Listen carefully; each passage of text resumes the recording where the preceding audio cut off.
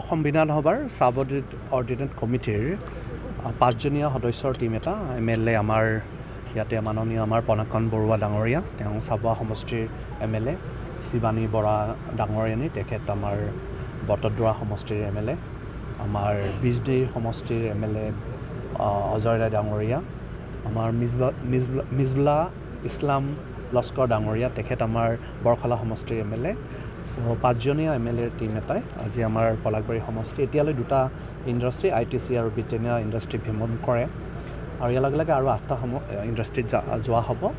আৰু যিহেতু বহুখিনি নৰ্মছ থাকে, সেই নৰ্মছখিনি মাজে মাজে আমাৰ এছেম্বলি টীমটোৱে বিভিন্ন সময়ত প্ৰয়োজন সাপেক্ষে ইণ্ডাষ্ট্ৰী হওক আৰু অন্য যিবিলাক থাকে সেই চাবঅৰ্ডিনেট কমিটি আমি ভিজিট কৰি আহিছোঁ আৰু আজি ইণ্ডাষ্ট্ৰীবিলাক ভিজিট কৰা এটা সিদ্ধান্ত গ্ৰহণ কৰা হয়।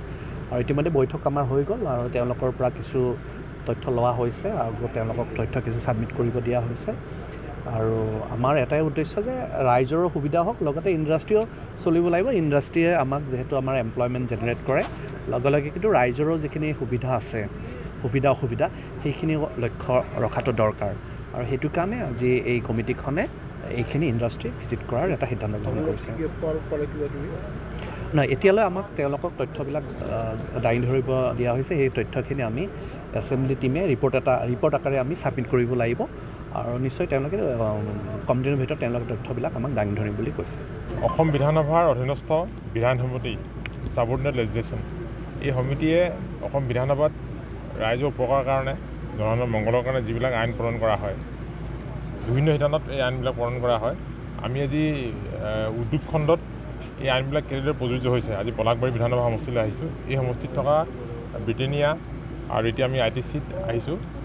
এই ইণ্ডাষ্ট্ৰীসমূহে আমাৰ চৰকাৰী আইনবিলাক কিদৰে প্ৰযোজ্য কৰিছে, আমি সেইখিনি আজি চোৱা চিতা কৰিছোঁ। ইয়াত শ্ৰমিক কৰ্মচাৰীসকলৰ সুৰক্ষাৰ কাৰণে কি ধৰণৰ ব্যৱস্থা গ্ৰহণ কৰা হৈছে, ইয়াত পলিউশ্যনৰ কাৰণে কি ধৰণৰ ব্যৱস্থা গ্ৰহণ কৰা হৈছে, CSR ফাণ্ড কিদৰে ব্যৱহাৰ কৰা হৈছে, বা অন্যান্য যিবিলাক ইণ্ডাষ্ট্ৰীৰ পলিচি মতে, ইণ্ডাষ্ট্ৰীৰ ৰুল মতে যিবিলাক আইন আছে, সেই আইনবিলাক ইয়াত কি ধৰণে কাৰ্যকৰী কৰা হৈছে সেইখিনি আজি আমি পৰীক্ষা নিৰীক্ষা কৰিছোঁ।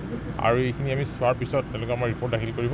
তাৰপিছত আমি অসম বিধানসভাত এই বিষয়ে আমি অৱগত কৰাম। এতিয়ালৈকে 2টা কোম্পানী চোৱা হ'ল, কিবা পাইছে আমি দেখিছোঁ, আমি আলোচনা বিলোচনা কৰিম। তেওঁলোকৰ ৰিপৰ্টখিনি ৰিটাৰ্ণ ৰিপৰ্ট এতিয়ালৈকে আমি পোৱা নাই, তেওঁলোকে আমাক দাখিল কৰিব। তাৰপিছত আমি এইখিনি চালি জাৰি চাই বিধানসভাত ইয়াৰ পুনৰীক্ষণৰ কাৰণে আমি বিধানসভাত দাখিল কৰিম।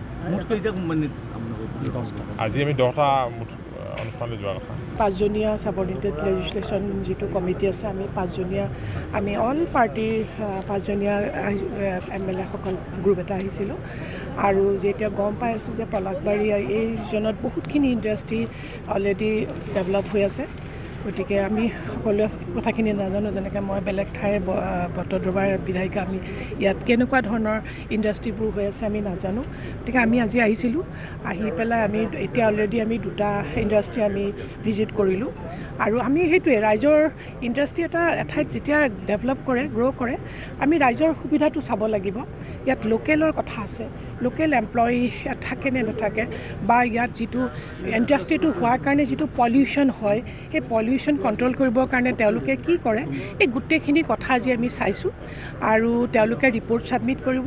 ৰিপৰ্ট ছাবমিট কৰাৰ পিছত আমি এছেম্বলিত আমি এইটো ছাবমিট কৰিব লাগিব।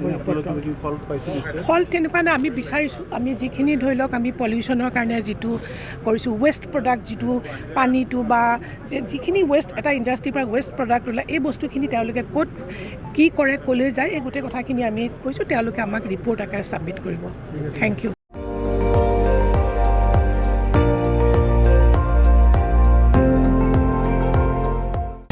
আপুনি চাই আছে ND24, সৰ্বশ্ৰেষ্ঠ নহয়, সৰ্বোত্তমৰ দৌৰত।